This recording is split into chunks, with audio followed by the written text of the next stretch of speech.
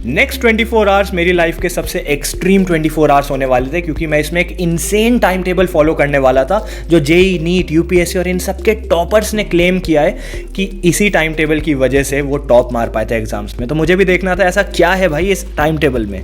तो देखते हैं कैसा गया। 4:45 AM पे मुझे उठना पड़ा, क्योंकि 5 बजे हमें वर्कआउट के लिए जाना था। सुबह सुबह उठ के पढ़ना नहीं था, वर्कआउट करना था। मुझे कभी आदत नहीं थी इतनी जल्दी उठने की, क्योंकि मैं वो बच्चा था जो सारी रात पढ़ता था। उठते ही हम वॉशरूम में गए, हाथ मुंह धोया, फ्रेशन अप हुए, क्योंकि 5 बजे हमें जिम पहुंचना ही था। तो इसको करने के बाद जैसे कपड़े बदले हम अपार्टमेंट से बाहर निकल चुके थे, और अब ना मुझे एक फीलिंग ऑफ एकम्प्लिशमेंट आ रही थी, क्योंकि मैं वो बच्चा था यार जो सुबह 10-11 बजे तक सोता था। और अब जब मैं सुबह उठ के सनराइज़ देख पाया तो मुझे लगा कि हाँ भाई, दिन की शुरुआत काफ़ी अच्छी तरीके से हुई है।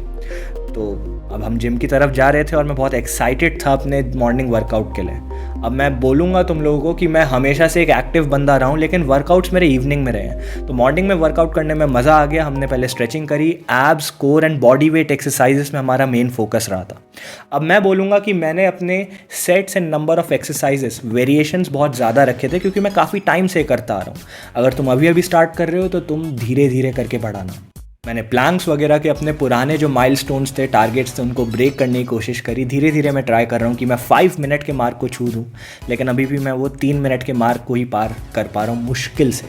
तो साइडवेज प्लैंक किए, नॉर्मल प्लैंक्स किए, हमने वो सारी चीज़ें की जो बॉडी की स्ट्रेंथ बढ़ाए। हमें लुक्स के पीछे नहीं जाना था, हमें स्ट्रेंथ के पीछे जाना है। तो मैंने बॉडी के मूवमेंट, फंक्शनैलिटी पे अच्छा खासा फोकस दिया, धीरे धीरे चला, बॉडी की सुनी। बॉडी जो बोलती है ना, उसको बहुत ध्यान से सुनना चाहिए। बर्न हो रहा था डेफिनेटली, और काफ़ी थकान हो रही थी, लेकिन मज़ा आ रहा था वर्कआउट करने में। और ऑनेस्टली स्पीकिंग मुझे अब लगता है कि मॉर्निंग में वर्कआउट करना डेफिनेटली बेटर है बजाय कि इवनिंग में करने के।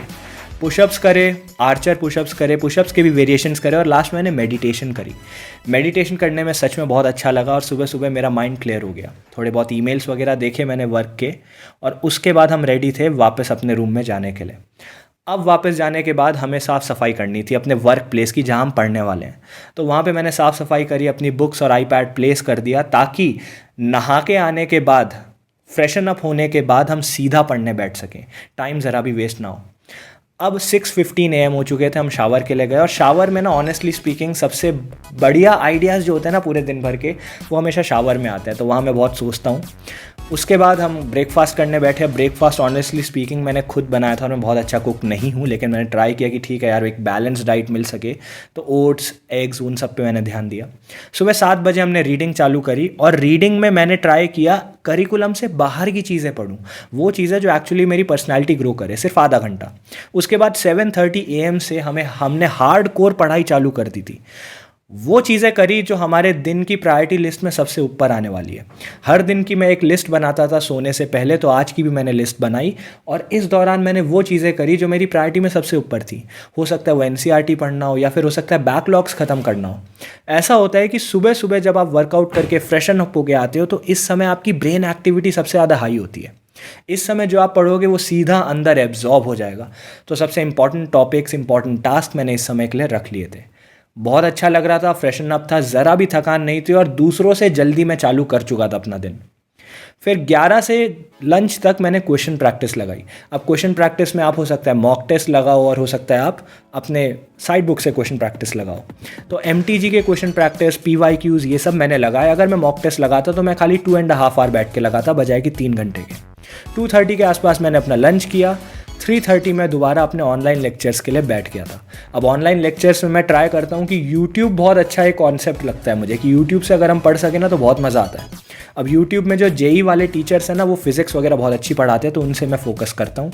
फिर शाम को 6:30 बजे के आसपास मैं अपना माइंड फ्रेश करने के लिए वॉक पे गया अपने दोस्तों के साथ। अब वॉक पे जाते समय ना मुझे अच्छा नहीं लगता कि मैं पढ़ाई रिलेटेड बातें ज़रा भी सोचूं, तो अपना माइंड फ्रेश करता हूँ, एंजॉय करता हूँ। 7:30 तक घर आ गया था, और अब मैं बच्चों को पढ़ा रहा था। जो मैंने खुद पढ़ा था वो मैं दूसरों को पढ़ा रहा था, रिवीजन कर रहा था। अगर मैंने खुद के नोट्स बनाए तो उनसे पढ़ो, अगर आपने खुद के नोट्स नहीं बनाए हैं तो आप ऑनलाइन नोट्स ले सकते हो, बोरो कर सकते हो। देखो, दूसरों को पढ़ाना मुझे बहुत अच्छा लगता है, और इससे ना अपने खुद के कॉन्सेप्ट भी क्लियर हो जाते हैं। जब आप बच्चों वाले सवालों के आंसर देने लग जाओगे तो आपको समझ आ जाएगा कि हाँ भाई, मुझे सब कुछ आता है। तो ये बहुत अच्छा लगता है। 9 PM के अराउंड मैंने डिनर किया, बहुत अच्छा खाना बना था, मज़ा आ गया डिनर करने के बाद। और 10:30 में फिर NCERT लेके बैठ गया। अब NCERT पढ़ते समय मैं अपना बहुत ध्यान रखता हूँ कि एक एक लाइन पढ़ी जाए और उसके साथ जो डायग्राम्स है, टेबल्स हैं, सबको कवर कर लूँ मैं। 12 बजे के आसपास मैं सो गया था ताकि मुझे सुबह 4:45 उठना था, तो एटलीस्ट 4 hours 45 minutes की स्लीप मिल जाए। आई नो ये बहुत एक्सट्रीम है, लेकिन यही तो बात है इस एक्सट्रीम टाइम टेबल की। तो आज के दिन को अगर मैं समराइज़ करूं, एक बहुत अच्छे से मैंने टेबल बना ली तुम लोगों के लिए, तो तुम आसानी से देख सकते हो। हमने सब सुबह सुबह उठ के पहले वर्कआउट किया, फिर सेल्फ स्टडी करी, थ्योरी पढ़ी, फिर क्वेश्चन प्रैक्टिस करा, फिर लेक्चर्स देखे, यूट्यूब की वीडियोस देखी, रिवीजन किया, बैकलॉग ख़त्म किया और रात को सोने से पहले NCERT भी पढ़ ली। इन सब के बीच में आप देखोगे कहीं भी 3 hours से ज़्यादा की सिटिंग नहीं लगाई हमने, क्योंकि हम चाहते थे हमारा कंसंट्रेशन लेवल कभी नीचे गिरे ही ना। उसके साथ साथ बीच में 1 hour to ½ hour का ब्रेक ज़रूर मिला। सुबह वर्कआउट कर लिया ताकि अपनी बॉडी की जो स्ट्रेंथ है वो मेंटेन करके रख सके। यार जब पहली बार मैंने नीट लिया था ना, तो मेरी तोन निकल गई थी, मुझे अच्छा नहीं लगा था, मेरी बॉडी कितनी डिग्रेड हो गई। तो इस बार मैंने सोचा वो नहीं करना है। तो अगर मैं समराइज़ कर दूँ तुम लोगों के लिए बहुत अच्छे से, तो स्टडी टाइम हमारा 12.5 से 13 घंटे था एक दिन का। Can you imagine? 13 hours पढ़ाई करी यार आज पूरे दिन में। अगर मैं नैप्स की बात करूँ, क्योंकि बीच बीच में सो भी गया था, जो ½ hour का तुम्हें टाइम में गैप दिख रहा है दो चीज़ों के बीच में, तब मैं नैप ले लेता था या खड़े होकर स्ट्रेचिंग कर लेता था। तो ½ hour की 3 नैप्स भी हम ले सकते थे। और स्लीप की बात करूँ तो 4.5 से 5 घंटे की हमने स्लीप ले ली थी। हमने सेल्फ स्टडी करी, एनालिसिस किया, NCERT करी, मॉक टेस्ट किया, लेक्चर्स देखे, रिवीजन किया और वो सब कुछ कर लिया जो नीट के एग्ज़ाम को क्रैक करने के लिए ज़रूरी है। तो इसलिए बहुत अच्छा टाइम टेबल है। आई रिकमेंड, इसको मैं 9 stars दूंगा आउट ऑफ 10 में से। Thank you. अगर तुम्हें वीडियो अच्छी लगी तो इसको लाइक करो, शेयर करो, सब्सक्राइब करो।